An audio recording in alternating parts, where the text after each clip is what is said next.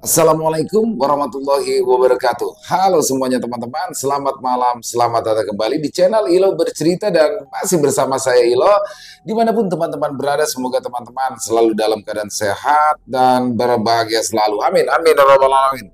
Pada kesempatan yang baik ini kami akan membawakan satu kisah keren dari Rastra Ksatria. Oh, sudah kisah kedua ya, berarti dari Mas Rastra di dalam channel Elo Bercerita ini. Tapi sebelum kita masuk ke dalam kisahnya, buat teman-teman mungkin yang baru bergabung atau yang sudah lama bergabung tapi lupa belum subscribe, yuk diklik dulu dong tombol subscribe, jangan lupa lonceng notifikasinya dinyalakan agar teman-teman selalu mendapatkan notifikasi dari konten-konten yang akan kami upload di setiap harinya.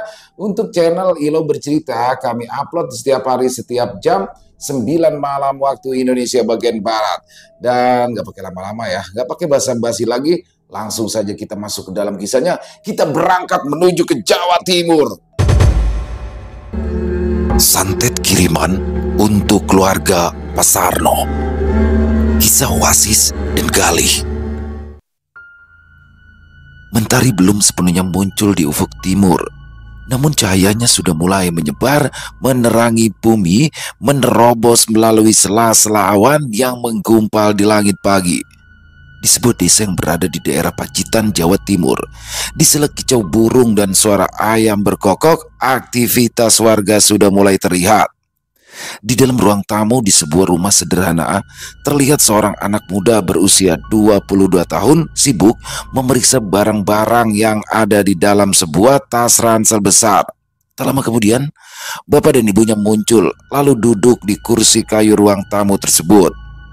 "Sudah siap semuanya, Le?" tanya Pak Teguh kepada Wasis anaknya yang sedang bersiap untuk berangkat merantau ke kota Jakarta. "Sepertinya sudah siap, Pak," jawab Wasis yang matanya masih sekilas menatap ke dalam tas ransel miliknya. "Temanmu si Gali itu sudah ditelepon, Le. Takutnya nanti dia kesiangan. Bisa-bisa nanti ketinggalan bus malahan," ujar Bu Tina mencoba memastikan. "Sudah, Bu, sebentar lagi jalan ke sini," katanya, jawab Wasis sopan. Tak lama kemudian terdengar suara deru sepeda motor memasuki halaman rumah mereka, disusul suara ketukan pintu rumah. Ya, Gali dan bapaknya sudah datang. Mereka berdua langsung bergabung di ruang tamu milik keluarga Pak Teguh. Rencananya, hari ini Wasis dan Gali akan berangkat pergi merantau ke kota Jakarta. Kepergian mereka ini sudah dipersiapkan matang-matang, bahkan pekerjaan mereka pun di sana juga sudah dipersiapkan jauh sebelum keberangkatan. Berkat relasi dari pakdenya Gali yang merupakan pensiunan TNI, mereka berdua nantinya akan bekerja sebagai keamanan atau satpam di bawah naungan sebuah yayasan pengelola jasa keamanan. Bagi Wasis dan Gali, ini semua adalah impian mereka berdua untuk bisa bersama-sama pergi merantau ke ibu kota demi menggapai masa depan yang cerah. Wasis dan Gali sudah bersahabat sejak dari kecil. Mereka berdua dibesarkan di tengah keluarga sederhana yang masih kental menganut faham kejawen, di mana nilai-nilai luhur tentang kehidupan begitu terjaga. Wasis dengan pembawaannya yang tenang dan tegas sedari kecil, dia sudah menyukai hal-hal yang berbau gaib. Bahkan menurut mbahnya, mata batin Wasis sudah sedari lahir terbuka, dan beliau jugalah yang mengajarkan berbagai ilmu kebatinan dan juga ajian-ajian yang dimilikinya kepada cucu kesayangannya itu. Setelahnya, beliau juga selalu mengingatkan kepada orang tua Wasis untuk selalu membimbingnya karena kelak dengan segala kemampuannya itu akan bisa berguna bagi orang lain yang membutuhkan bantuannya. Wasis sendiri tidak pernah menyombongkan dengan apa yang dia miliki, tetapi dia tetap menolong siapapun yang membutuhkan. Terkadang dia menolong tanpa harus diminta. Orang-orang di sekitarnya pun selain keluarganya tidak menyadari kelebihan yang dimiliki Wasis. Bahkan Gali pun, meskipun dia tahu jika Wasis memiliki kelebihan yang jarang dimiliki orang-orang lain, tapi Gali belum benar-benar tahu setinggi apa kemampuan Wasis karena Wasis sendiri tetap berperilaku normal dan berbaur bersama teman-teman lainnya layaknya orang biasa. Sedangkan Gali dengan pembawaannya yang agak sedikit nyeleneh dan kadang selengean, namun Gali tetaplah sebagai anak yang baik. Dan oleh karena itulah Gali juga disukai oleh keluarga Wasis. Gali sendiri juga sebenarnya menyukai hal-hal gaib, tapi dia memang tidak begitu mendalami. Seperti halnya Wasis, mereka berdua sudah melewati masa-masa kecil hingga remaja bersama-sama seolah tak pernah terpisahkan, sahabat rasa saudara. Setelah selesai mengobrol sambil meminum teh, mereka pun semua bersiap berangkat. Setelah berpamitan dengan ibu dan adiknya, Wasis dengan dibonceng oleh bapaknya menggunakan sepeda motor dan Gali dengan dibonceng bapaknya juga perlahan-lahan mulai meninggalkan rumah untuk menuju terminal bus di Pacitan. Saat itu terlihat bus Aneka Jaya dengan didominasi warna putih strip merah yang merupakan bus legendaris bagi warga Pacitan terlihat sudah terparkir gagah di terminal bus Pacitan. Jaga dirimu ya Le, jangan tinggalkan sholat, tetap berbuat baik terhadap sesama, jangan pernah merugikan orang lain. Itulah pesan dari Pak Teguh untuk anaknya Wasis sebelum mereka menaiki bus untuk kemudian menuju ibu kota. Wasis dan Gali mulai menaiki bus, lalu duduk di bangku deretan depan. Roda bus mulai bergulir mengantarkan mimpi dua pemuda desa untuk meraih mimpi besar di ibu kota. Kamu tegang Yosis, ujar Gali mencoba memulai percakapan. Biasa aja Li, jawab Wasis datar. Biasa gimana? Mukamu itu loh, kelihatan banget tegangnya. Santai aja sis, kata Pak Deku. Kita itu nanti pasti langsung diterima kerja di sana. Kamu itu tenang saja pokoknya, ucap Gali berusaha memberikan semangat kepada sahabatnya itu. Padahal ucapannya itu justru untuk menenangkan hati Gali sendiri yang memang gusar dalam perjalanan pertama mereka menuju kota Jakarta. Ya, aku juga tahu, aku juga tenang kok. Dah, mending tidur biar seger nanti pas sampai di sana, jawab Wasis lalu mencoba memejamkan matanya. Lah, diajak ngobrol malah micak, gerutu Gali yang langsung memasang earphone lalu mendengarkan lagu-lagu kesukaannya dari handphone miliknya. Akhirnya, setelah belasan jam perjalanan, bus yang mereka tumpangi tiba di terminal Lebak Bulus, Jakarta Selatan. Gali turun lebih dulu dari bus, disusul Wasis yang kemudian mereka berdua melangkah mantap menapaki langkah pertama mereka di kota Jakarta.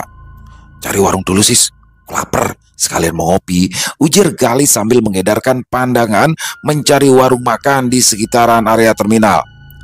Di situ aja sis, ayo, ucapnya lagi sambil jarinya menuju ke arah sebuah warung makan yang terlihat ramai pengunjung. Ketika tinggal beberapa langkah lagi, mereka sampai di pintu warung itu. Tiba-tiba Wasis menghentikan langkahnya. Loh, kok malah mandek? Ayo, udah lapar ini, ujar Gali kesal. Kita cari tempat lain saja, Li, saut Wasis datar. Kamu ini loh sis, pilih-pilih terus kalau masalah makan. Kata Pak Deku, di Jakarta itu kita nggak boleh pilih kalau masalah makan. Selama bikin kenyang, hajar, jawab Gali yang walaupun kesal, dia tetap mengikuti Wasis berjalan keluar area terminal. Ya, Wasis tadi sebenarnya melihat sesuatu yang tidak baik di warung makan itu, tetapi dia lebih memilih tidak berkata jujur pada Gali karena pasti akan semakin panjang nantinya perdebatan mereka. Setelah makan dan ngopi lalu beristirahat sejenak, Wasis dan Gali memutuskan untuk melanjutkan perjalanan menuju ke kantor yayasan penyedia jasa keamanan tempat mereka akan melamar kerja. Setibanya mereka di sana, mereka berdua pun disambut salah satu karyawan yang memang sudah dititipkan amanat oleh Pak D-nya Gali, Pak Broto. Wasis dan Gali ya? Ikut saya, sambut Pak Fajar yang langsung mengajak mereka berdua menuju ke tempat istirahat yang tersedia di kantor itu. Nah, sementara istirahat dulu di sini ya. Besok pagi baru menghadap ke bagian personalia untuk selanjutnya interview, ujar Pak Fajar dengan ramah. Wasis dan Gali pun segera bersih-bersih badan lanjut beristirahat di tempat yang sudah disiapkan. Keesokan paginya, mereka berdua pun langsung menghadap ke bagian personalia untuk melakukan sesi interview yang mana sesi ini sebenarnya hanyalah formalitas karena Wasis dan Gali memang sudah dititipkan oleh Pak Broto yang walaupun sudah pensiun namun masih cukup disegani di yayasan tersebut karena beliau adalah salah satu orang yang cukup berjasa dalam berdirinya yayasan tersebut. Selesai interview, mereka berdua diberikan waktu beristirahat beberapa hari untuk kemudian akan melaksanakan pelatihan dasar kemampuan satpam di sekitaran daerah Ragunan, Jakarta Selatan. Lalu, dengan ditemani Pak Fajar, mereka pun menuju ke kos-kosan yang akan mereka tempati selama bekerja di Jakarta. Nah, di sini kosannya ya. Dan itu di sebelahnya adalah rumah pemilik kos, namanya Pak Sarno. Sementara ini mohon maaf, saya tinggal dulu karena masih ada pekerjaan lain. Kalau memang ada apa-apa, bingung, hubungi saya lewat telepon saja ya, ujar Pak Fajar ramah. Baik Pak, terima kasih, jawab Wasis dan Gali hampir bersamaan. Setelah itu, Wasis dan Gali bergegas menuju ke rumah Pak Sarno, sang pemilik kos. Assalamualaikum, Wasis mengucap salam. Tak lama kemudian, dari dalam rumah muncullah seorang lelaki parubaya bertubuh tambun berkacamata. Yang mau cari kos di kamar nomor 3 ya? Yang dari Pacitan, sapa Pak Sarno dengan senyum terkembang. Ya betul, saya Wasis dan ini teman saya Gali, jawab Wasis sopan. Ayo, silakan masuk, ajak Pak Sarno kemudian mempersilakan duduk. Bu, buatkan kopi 2. Ada tamu ini loh, panggil Pak Sarno pada istrinya. Tidak beberapa lama, muncullah seorang gadis muda berusia sekitar 20 tahunan sambil membawa nampan berisikan 2 gelas kopi. Gali langsung menyenggol-nyenggol kaki Wasis dengan kakinya begitu ia melihat gadis cantik itu. Sambil matanya terus menatap melongo ke arah gadis itu, Wasis berpura-pura tidak tahu. Matanya kini justru menatap ke arah Pak Sarno karena takut dianggap tidak sopan. Oh iya, ini anak saya, namanya Ratri. Anak saya satu-satunya, masih kuliah, fokus belajar. Ujar Pak Sarno yang menyadari tatapan Gali pada anaknya. Ayo, silakan diminum kopinya. Pak Sarno mempersilakan. Terima kasih Pak, jawab Wasis sopan sambil gantian ia menyenggol kaki Gali yang matanya masih terus menatap Ratri yang mulai menjauh. Oh, apa sih kamu? Nyenggol, bisik Gali kesal. Itu kopinya diminum, jawab Wasis pelan sambil menahan malu. Gali meraih gelas kopinya sambil meminum kopi, matanya melirik Pak Sarno malu-malu. Pak Sarno pun hanya senyum-senyum melihat kelakuan mereka berdua. Nah, untuk pembayaran kos bulan ini sudah lunas. Nah, berarti untuk bulan depan pembayarannya sesuai dengan per tanggal sekarang ya. Jelas Pak Sarno. Lalu Pak Sarno kemudian mengantarkan mereka berdua menuju ke kamar yang berada di lantai 2 sambil menyerahkan kunci. Di lantai atas ini ada 5 kamar, tapi sementara yang lain kosong. Tapi jangan takut, di sini semuanya aman. Ucap Pak Sarno. Nah, ini kuncinya. Kalau nanti semisal ada teman yang mau kos di sini, boleh diajak ke sini. Nanti gampang, akan ada fee-nya buat sampean. Wes, kalau memang tidak ada yang ditanyakan lagi, saya turun dulu. Selamat beristirahat. Setelah Pak Sarno pergi, Gali pun langsung masuk ke dalam kamar kos, tapi Wasis masih bertahan di luar kamar. Ia mengedarkan pandangannya ke sekeliling. Ya, Wasis seperti merasa jika ada sesuatu yang tidak beres dengan suasana di kos-kosan ini, terutama tadi ketika ia berada di dalam rumah Pak Sarno. Wasis merasa jika ada sesuatu yang gelap seolah menyelubungi tempat itu. Kos-kosan itu terdiri dari 2 lantai, yang masing-masing lantai ada 5 kamar dengan kamar mandi tersedia di setiap kamarnya. Kos itu cukup bersih dan nyaman dengan lokasi strategis, bahkan harganya pun cukup terjangkau. Tapi aneh, banyak sekali kamar kosong di sana. Wasis menghela nafas panjang sebelum akhirnya ia masuk ke dalam kamar. Ya, dia berencana akan melihat lebih dalam nantinya apa yang sebenarnya terjadi di kos tersebut. Setelah beres-beres dan membersihkan badan, Wasis dan Gali bersantai di dalam kamar kosnya.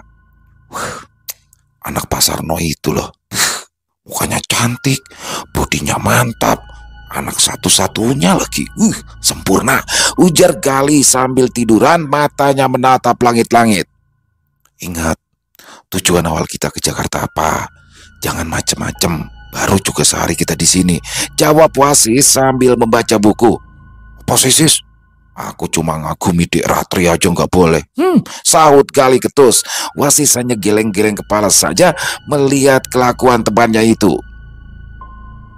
Singkat cerita, mereka berdua pun lalu mulai mengikuti pelatihan dasar Satpam untuk nantinya mendapatkan sertifikat awal.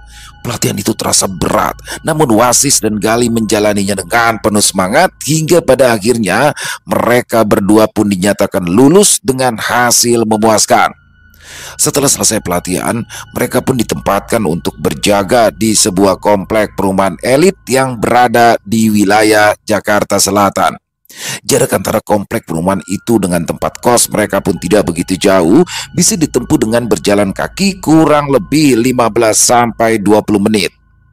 Hari pertama akan bertugas. Mereka berdua mengawali pagi itu dengan antusias. Terlihat Gali sedang berdiri di depan cermin menggunakan seragam Satpam lengkap dengan segala atributnya seperti tongkat letter T dan borgol yang terpasang di sabuk kopel berwarna hitam.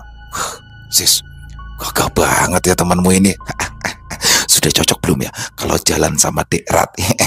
Celetuk Gali sambil berdandan di depan cermin. Ya kalau sekedar jalan bareng ya cocok-cocok aja, Lih.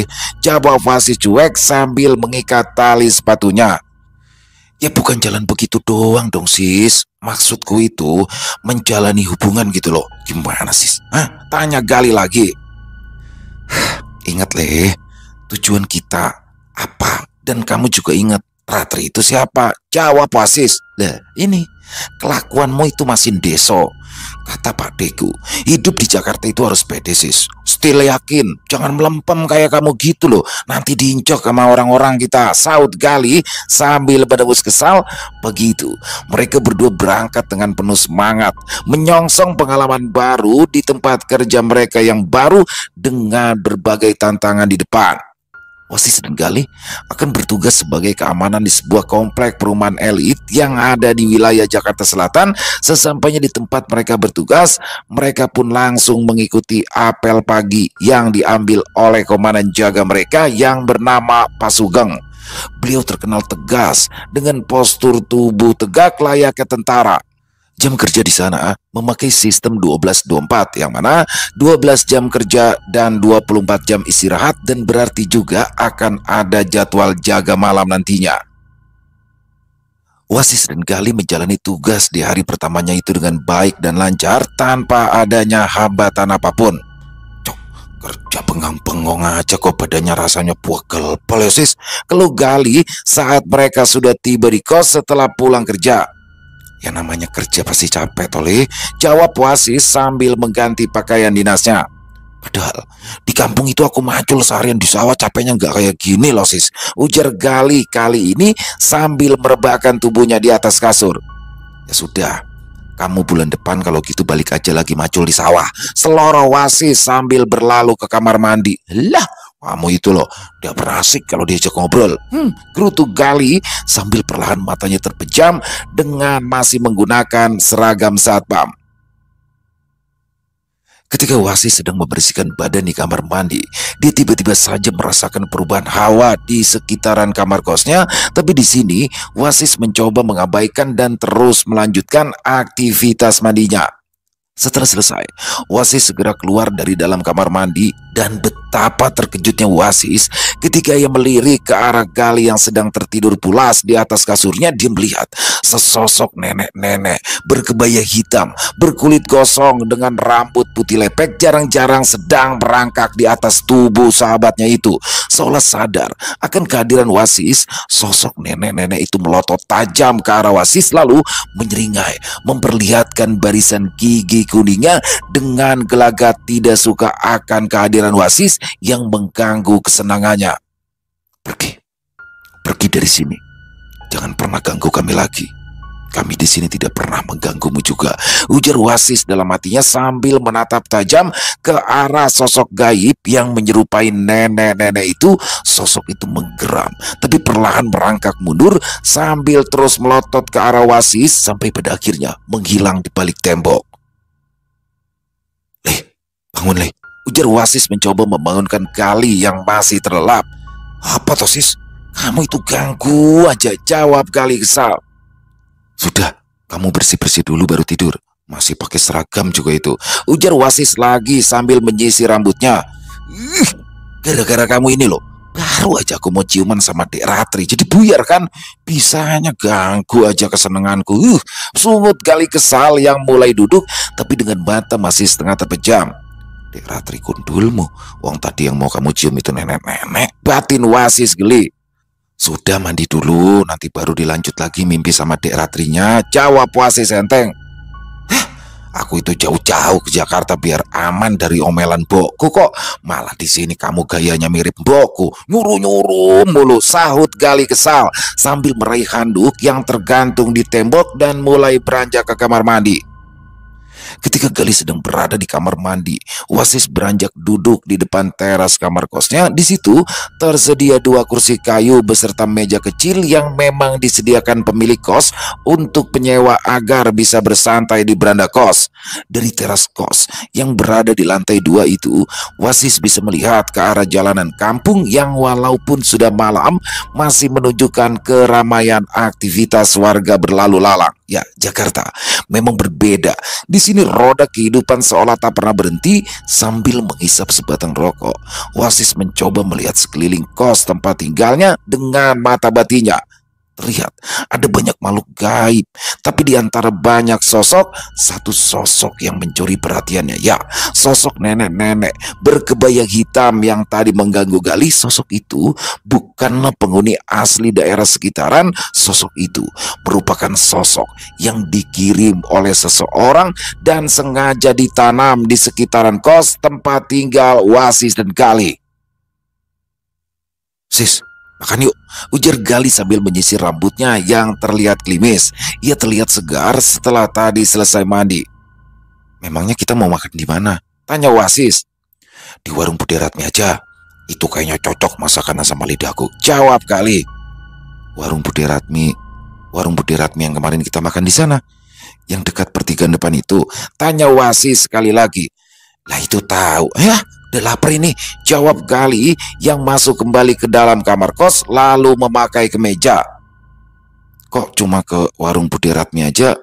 Dandanan kamu rapi banget sih, Lih, tanya Wasis heran ketika ia melihat penampilan sahabatnya itu yang terlihat rapi seolah-olah ingin pergi kondangan. Loh, memangnya salah? Hah? Sis, kata Pak Deko, di Jakarta ini kita harus selalu menjaga image dan penampilan kita. Gaya kamu itu loh, harus berubah, jangan deso banget begitu, jawab Gali panjang lebar. Wasis hanya geleng-geleng kepala mendengar ocehan Gali. Lalu mereka pun berangkat ke warung Bude Ratmi untuk makan malam. Setelah selesai makan, Wasis dan Gali duduk santai di depan kamar kos mereka. Sepertinya ada yang tidak beres di kos milik Pak Sarno ini, ujar Wasis membuka percakapan. Tidak beres apa toh sis? Lawang ini tempatnya enak, nyaman, bersih, murah, dan yang paling penting ada Dek Ratrinya, jawab Gali santai sambil menghisap rokok.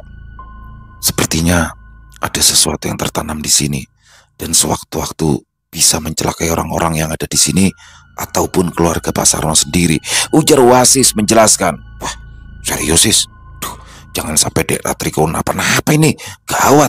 Kamu cek toh sis, kamu kan ngerti sama hal yang kayak gitu. Ya, di sini Gali yang tahu jika memang Wasis memiliki kelebihan khusus dalam hal-hal gaib, berharap sahabatnya itu mau melakukan sesuatu untuk bisa mengatasi masalah itu. Ya, nanti aku akan coba terawang lagi untuk bisa tahu lebih rinci. Sementara minimal kita tetap menjaga kebersihan kamar, menjaga kebersihan badan. Dan kamu juga usahakan jaga pikiranmu, jangan mikir yang gangga terus, papar Wasis panjang lebar. Aku lagi aja yang kena, saut Gali kesal. Sedang serius mereka berdua mengobrol, tiba-tiba saja terdengar teriakan seorang wanita dari arah bawah kos, disusul suara gaduh yang sepertinya berasal dari arah rumah Pak Sarno. Loh, itu ada apa ya sis? Kayak suara Dek Ratri nangis-nangis loh, ucap Galih khawatir. Tanpa aba-aba, mereka berdua langsung bergegas turun ke lantai bawah untuk mencari tahu apa yang sedang terjadi. Dan ketika mereka sampai di lantai bawah, benar saja suara gaduh tadi ternyata berasal dari arah rumah Pak Sarno. Segera Wasis dan Galih mendatangi rumah Pak Sarno yang pintunya masih terbuka. "Mas, tolong pegangin Ratri, Mas," ucap Pak Sarno yang tiba-tiba muncul dalam keadaan panik. "Loh, Dek Ratri kenapa, Pak?" tanya Galih. "Sepertinya kesurupan. Tolong Mas, bantu dulu pegangin," jawab Pak Sarno sambil mengajak mereka berdua masuk ke dalam rumah dan menuju ke kamar Ratri. "Sampean berdua tolong bantu pegangi dulu, saya mau manggil Ustadz Rohim," ujar Pak Sarno lalu bergegas pergi. Di dalam kamar terlihat Ratri yang sedang dipegangi oleh Bu Sarno dalam keadaan meronta-ronta. Tubuh Ratri mengejang dengan mata yang terlihat melotot, tapi hanya terlihat bagian putih matanya saja. Begitu menyadari kehadiran Galih dan Wasis di depan pintu, Ratri menoleh lalu menatap tajam ke arah Wasis sambil menyeringai. "Astagfirullahaladzim, Dek Ratri," ujar Galih panik yang langsung bersama Wasis membantu Bu Sarno untuk memegangi Ratri. "Ini Dek Ratri kenapa toh Bu?" tanya Galih. "Ibu juga ndak tahu. Tadi dia habis maghrib di kamar aja, tiba-tiba aja teriak-teriak gini. Duh, bapaknya mana toh? Disuruh panggil Ustadz Rohim aja kok lama banget," jawab Bu Sarno panik. Dan tak lama kemudian Pak Sarno datang bersama dengan lelaki parubaya yang memakai peci hitam dan baju koko yang diketahui bernama Ustadz Rohim. Ustadz Rohim merupakan tokoh agama di lingkungan sekitar yang juga sering dimintai tolong apabila ada warga yang mengalami kejadian-kejadian janggal di luar nalar manusia. Bu Sarno, Wasis dan Galih langsung menyingkir untuk memberikan ruang bagi Ustadz Rohim. Terlihat Ustadz Rohim mulai duduk bersila di atas lantai sambil membaca doa pelan di depan Ratri yang masih terbaring di atas ranjangnya. Wasis masih berdiri di ambang pintu sambil menatap ke arah Ratri. Dalam penglihatannya, dia melihat sosok nenek-nenek yang merasuki Ratri perlahan keluar dari tubuh Ratri, tapi matanya masih menatap tajam ke arah Wasis diiringi seringai mengerikan. "Alhamdulillah, jin yang mengganggu Ratri sudah keluar," ucap Ustadz Rohim. Tubuh Ratri pun perlahan-lahan terkulai lemas, tidak lagi mengejang seperti tadi.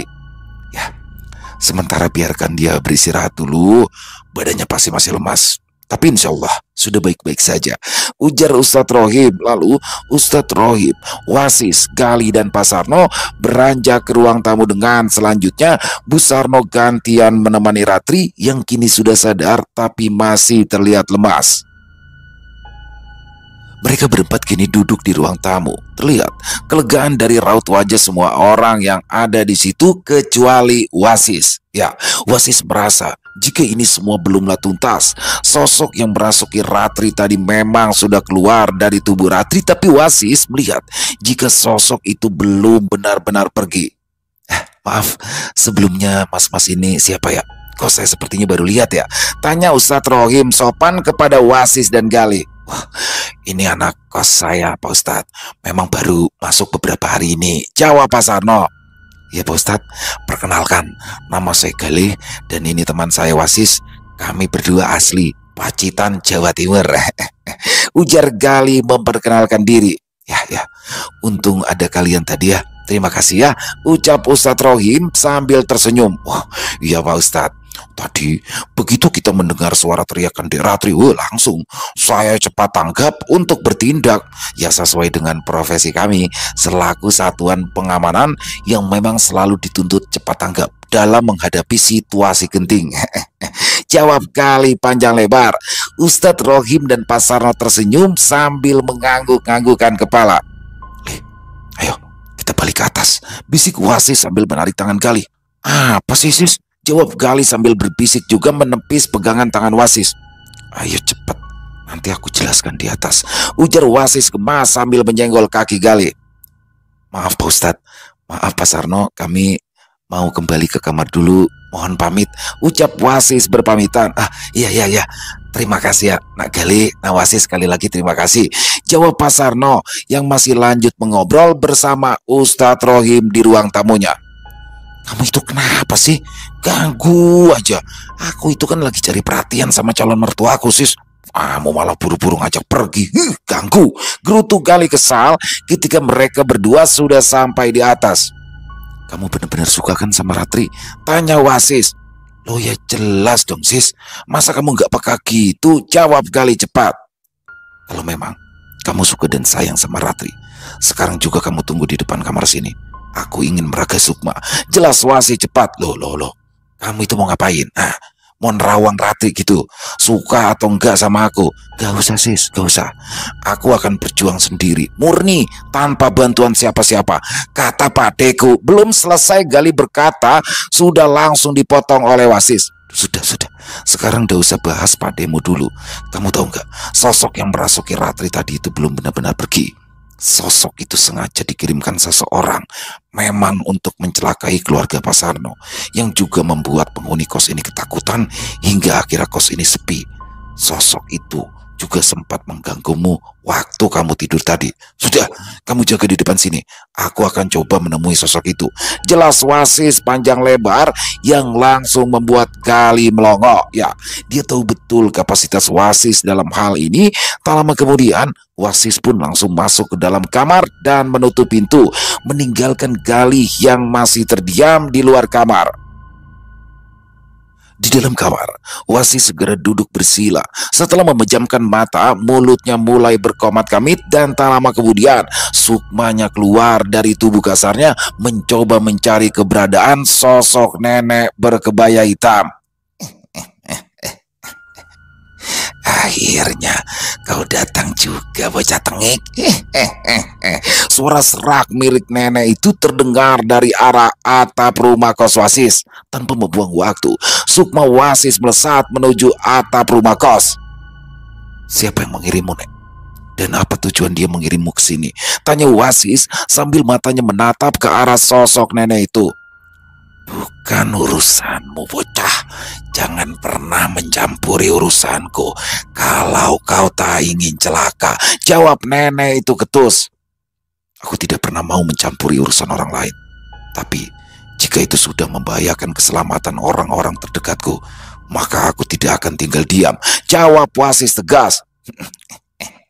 Cari mati kau, bocah tengik, teriak si nenek itu seraya mengarahkan kedua tangannya ke depan, dan dari kuku-kuku hitamnya keluar cahaya hitam redup yang memancarkan aura menggigitkan yang langsung melesat menyerang Wasis. Wasis yang tahu akan kekuatan dari serangan si nenek segera bergerak menghindar, tapi naas selarik cahaya hitam redup itu melesat cepat menghantam lengan kiri Wasis. Seketika lengan kiri Wasis berubah menghitam dan mulai menjalar pelan, hampir memenuhi seluruh lengannya.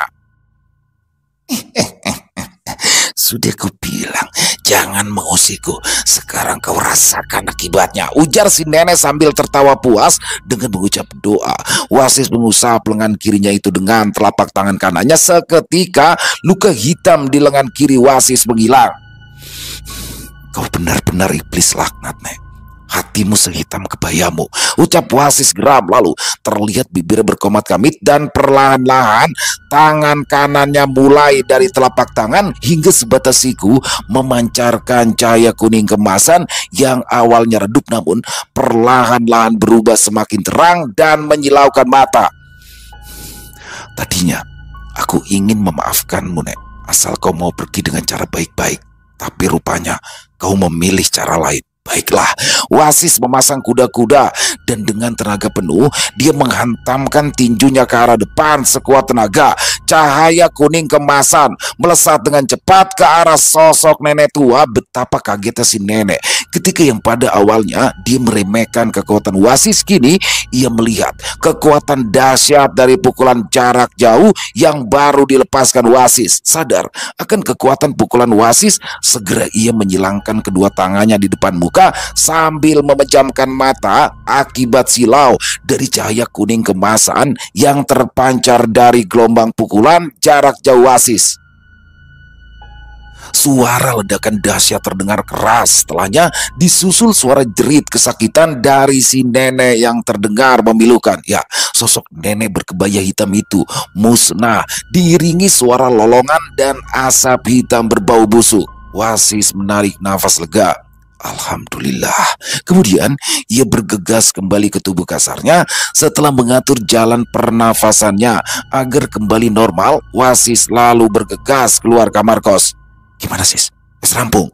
Dek Ratriku aman toh? Gali memberondong pertanyaan.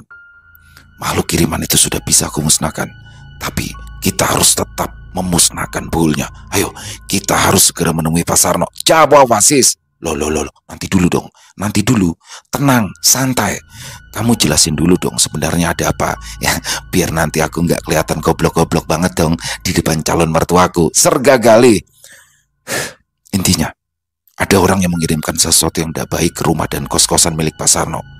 Makhluk itu tadi sudah aku selesaikan, tapi masih ada buhul atau sesuatu yang kasar yang masih tersimpan di sekitaran sini. Dan untuk bisa menemukannya, kita harus bicara dulu dengan Pak Sarno. Sudah, ayo cepat sebelum terlambat. Lalu mereka berdua bergegas menuju ke bawah untuk menemui Pak Sarno di rumahnya. Sesampainya mereka di depan rumah Pak Sarno, terlihat pintu rumahnya yang masih terbuka. Dan setelah mendekat, Pak Sarno dan istrinya terlihat sedang mengobrol di ruang tamu tanpa adanya Pak Ustadz yang mungkin sudah pulang. Assalamualaikum, ucap Gali memberikan salam. Waalaikumsalam. Nak Gali sama Wasis. Masuk, jawab Pak Sarno. Ada apa? Ada apa Nak Gali? Tanya Pak Sarno setelah Wasis dan Gali duduk. Bagaimana kondisi Dek Ratri, Pak? Apa sudah membaik? Tanya Gali memasang wajah khawatir. Alhamdulillah, sudah anteng. Sekarang masih tidur, jawab Pak Sarno. Alhamdulillah, kalau Dek Ratri sudah membaik. Begini Pak, ada sesuatu yang sangat penting yang akan saya sampaikan terkait masalah ini. Tapi karena saya yang masih dalam kondisi terguncang, karena terlalu khawatir dengan kondisi Dek Ratri, biar teman saya saja, Wasis, yang menjelaskan. Ujar Gali mencoba berdiplomasi. Sesuatu yang penting apa ya? Maksudnya bagaimana? Bukannya Pak Ustadz Rohim tadi sudah menyelesaikan semuanya? Tanya Pak Sarno lagi. Maaf Pak sebelumnya. Betul, Pak Ustadz Rohim tadi alhamdulillah sudah bisa mengusir makhluk yang merasuki Ratri. Tapi di sini saya melihat sesuatu yang lebih serius yang mana akan masih terus mengganggu kita semua di sini. Terang Wasis. Maksudnya bagaimana ya Wasis? Begini Pak, makhluk yang tadi merasuki Ratri itu bukanlah sosok makhluk kayak biasa Pak. Tapi sosok itu merupakan kiriman dari orang yang memiliki niatan buruk terhadap keluarga Bapak. Tadi di atas saya sudah coba melihatnya, dan hasil dari penerawangan saya sepertinya ada sesuatu yang sudah ditaruh di sekitaran rumah ataupun kos-kosan Bapak. Nah, untuk bisa menemukannya, saya butuh informasi dari Bapak. Apakah sebelumnya Bapak atau Ibu ada masalah dengan orang lain atau dengan penghuni kos sebelumnya? Tanya Wasis sambil menatap ke arah Pak Sarno. Waduh, ini serius nah Wasis? Masa iya sih ada orang yang tega berbuat seperti itu sama saya? Tanya Pak Sarno penasaran. Coba Bapak ingat-ingat lagi. Karena semakin cepat kita bisa menemukan barang itu, maka semuanya akan semakin baik Pak. Jawab Wasis meyakinkan. Pak, apa jangan-jangan si Romi Pak? Ujar Bu Sarno seolah mengingat sesuatu. Romi yang dulu kos di sebelah kamar Wasis sekarang. Jawab Pak Sarno. Iya Pak, dulu ibu itu udah ngusir dia. Ucap Bu Sarno lirik. Loh, kenapa diusir toh Bu? Tanya Pak Sarno seolah menyesalkan apa yang sudah dilakukan istrinya. Ya si Romi itu telat terus Pak bayar kosnya. Janji-janji terus. Loh terakhir dia itu nunggak sampai 2 bulan loh. Alasannya gajinya semua kepake buat biaya pengobatan orang tuanya yang sakit. 2 bulan loh Pak. Mana ada pemilik kos yang sabar nggak dibayar 2 bulan. Jawab Bu Sarno mencoba menjelaskan. Berarti si Romi itu dulunya kos di sebelah kamar saya ya Bu? Tanya Wasis. Iya nak Wasis. Pak, apakah kita bisa sama-sama masuk ke kamar bekas Romi sekarang? Tanya Wasis lagi. Oh bisa, tapi memangnya ada apa sih sebenarnya nak Wasis? Tanya Pak Sarno. Pak, nanti saya jelaskan di atas. Lalu Wasis, Gali, Pak Sarno, dan Bu Sarno bergegas menuju lantai 2 kos mereka untuk menuju ke kamar bekas Romi. Dan setelah kunci pintu kamar Romi itu dibuka, seketika hawa panas menguar dari dalam kamar itu. Hawa panas yang terasa berbeda, seolah menggetarkan hati. Ceklek. Lampu dinyalakan, terlihat kasur lantai, lemari plastik, dan meja kayu masih tertata rapi. Tak ada hal janggal di situ, tapi hawa panasnya terasa semakin menyengat, membuat siapapun tidak ingin berlama-lama berada di situ. Tidak ada yang aneh, Wasis. Ya cuma hawanya aja nih, kok rodo sumuk ya, ujar Pak Sarno. Saya izin masuk ya Pak, ucap Wasis. Silakan nak. Lalu Wasis, Gali, dan Pak Sarno mulai masuk ke kamar tersebut. Hanya Bu Sarno yang berjaga di depan pintu. Wasis mengedarkan pandangan ke sekeliling, mencoba memeriksa keadaan. "Kamu itu nyari apa toh, Sis?" bisik Gali sambil mengelap peluh di dahinya karena hawa panas di dalam kamar itu terasa semakin menyengat. Wasis tidak menghiraukan pertanyaan dari Gali dan tiba-tiba matanya menatap tajam ke arah lubang angin yang ada di plafon kamar itu. "Sepertinya barang itu diletakkan di sana. Mohon izin Pak Sarno berkenan untuk melihat ke atas, Pak," ujar Wasis. "Waduh, barang apa toh, Wasis? Kok saya mendadak gak enak hati nih ya?" "Udah berani kayak sayanya nih," jawab Pak Sarno. "Naik aja toh Pak, pakai kursi ini," sahut Bu Sarno dari ala luar. "Bagaimana kalau Nak Wasis saja yang coba nengok ke atas sana?" jawab Pak Sarno mengabaikan permintaan istrinya. "Sis, di atas aman kan ya?" bisik Gali yang sepertinya ingin beraksi di depan Pak Sarno dan Bu Sarno. "Aman," jawab Wasis pelan. "Baiklah Pak, biar saya saja yang mencoba untuk naik dan melihat ada apa gerangan di sana. Bapak Ibu sementara tenang," ucap Gali. Lalu ia mengambil kursi dan menyalakan senter di handphonenya untuk melihat keadaan di atas lubang angin itu. "Gak ada apa-apa toh Sis," ucap Gali dari atas sana. "Coba perhatikan lebih teliti lagi," ujar Wasis datar. "Loh, iya ini ada bungkusan kecil ini Sis. Aman ora kalau aku ambil?" tanya Gali memastikan. "Aman, ambil saja, lalu bawa turun." Lalu Gali meraih bungkusan dari kain hitam itu, kemudian menyerahkannya kepada Wasis. "Benda inilah yang menjadi media untuk menghantarkan sesuatu yang buruk bagi keluarga Bapak," ujar Wasis sambil menyodorkan bungkusan hitam itu kepada Pak Sarno. "Waduh, itu apa ya Mas? Kok kelihatannya aneh gitu ya?" tanya Pak Sarno bergidik. "Ayo Pak, Bu, kita ke bawah. Kita harus musnahkan segera," ucap Wasis. Lalu mereka semua bergegas turun dan menuju ke halaman depan. "Waduh, ini gimana musnahinya Nak Wasis?" tanya Pak Sarno. "Bakar," jawab Wasis. Lalu ia mengeluarkan korek dari dalam saku celananya, kemudian duduk bersila di atas tanah. "Tenang Pak, Bu, pokoknya aman kalau ada kita.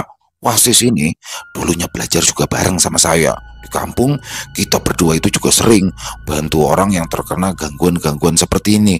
Wes aman, tenang aja pokoknya," ujar Gali yang mencoba menenangkan Pak Sarno dan istrinya. Wasis terlihat memejamkan mata sambil mulutnya membaca doa, dan tak lama kemudian ia langsung membakar bungkusan kain hitam itu.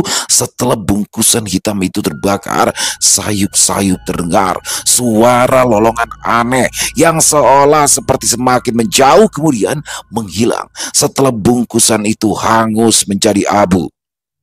"Semua yang dikirim akan kembali pada pengirimnya," ucap Wasis pelan. Seketika bau busuk merebak namun menghilang ketika bersamaan dengan hilangnya kepulan asap hitam sisa pembakaran. "Alhamdulillah Pak, semua sudah aman. Semoga tidak ada lagi gangguan-gangguan di rumah ini." "Amin," ucap semua orang yang ada di situ. Orang yang mengirimkan ini sepertinya menaruh dendam yang begitu dalam. Semoga jadi pembelajaran untuk kita semua ya Pak, Bu, ucap Wasis sambil tersenyum. "Makasih ya Nak Wasis," jawab Bu Sarno lirik. "Bu, mulai nanti ke depannya, kalau memang ada penghuni kos yang bermasalah, biar Bapak saja yang menangani. Ibu cukup lapor aja ke Bapak ya," ujar Pak Sarno pada istrinya. Di sini Bu Sarno juga menjelaskan memang dari ketika ia mengusir Romi dari kos-kosannya, tak lama kemudian Bisnis kos-kosannya itu mendadak sepi setelah banyak anak kos yang keluar, yang mana mereka semua mengaku telah diganggu oleh penampakan-penampakan menyeramkan. Dan setelah anak-anak kos lama itu keluar, kos-kosan itu seolah ditutupi oleh sesuatu sehingga tidak ada satupun orang yang datang untuk menyewa kos di sana. Padahal Bu Sarno sudah memasang papan menerima kos di depan rumahnya besar-besar.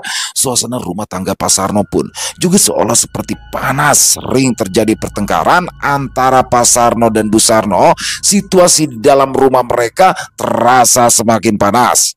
Sampai pada akhirnya Wasis dan Gali datang hingga terbukalah tabir misteri tersebut. Setelah kejadian malam itu, kos-kosan Pak Sarno pun kini kembali ramai. Semua kamar kos terisi penuh dan gangguan-gangguan di sekitaran rumah Pak Sarno kini sudah tak ada lagi.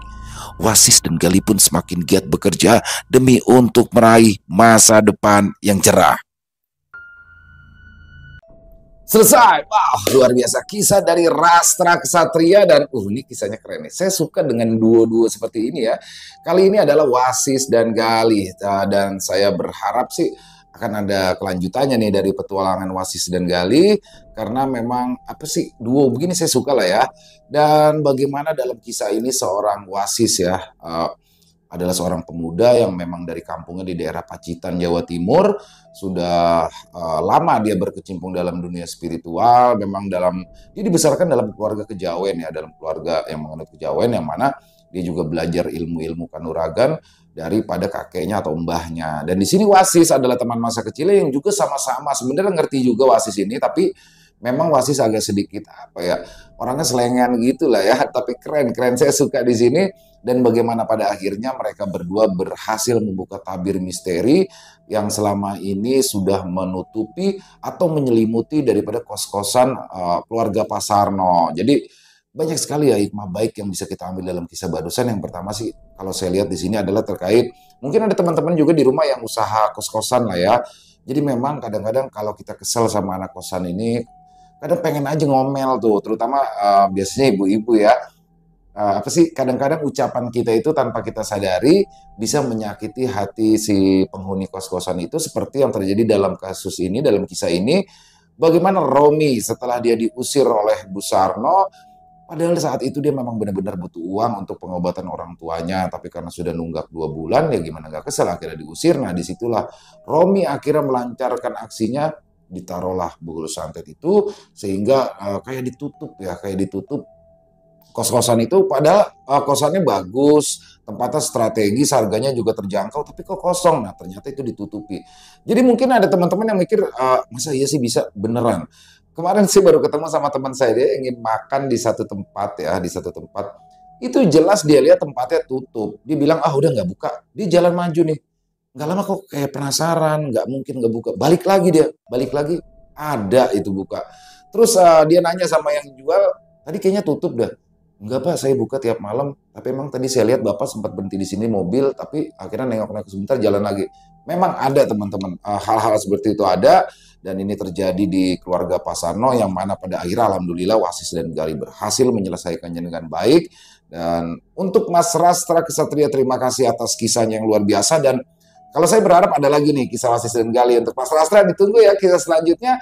Dan buat teman-teman para pecinta penikmat horor misteri, semoga terhibur dengan kisah barusan ya, terutama para subscriber dari channel Ilo Bercerita.